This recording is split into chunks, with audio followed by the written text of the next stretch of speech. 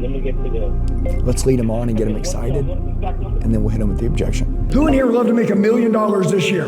You're like, I want to make $1 million. Watch this.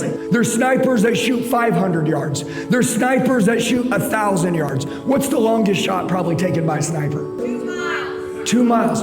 I want to shoot 3 miles. You know how you shoot 3 miles? Very simple. You're here, but no one knows you're here. You haven't shaken anyone's hand. Shaking people's hands are good. Being in a good mood is good. Yes. Having a good energy, going in and talking to people and being excited. All you guys should be selling yourself all day long, everywhere you go. No one even sees you. What is y'all's 2026 commitment? I hope number one is you're gonna self-develop all year long. You're like, I don't have time to fly out. You don't have time not to fly out. We've got to say no to the stupid shit. No.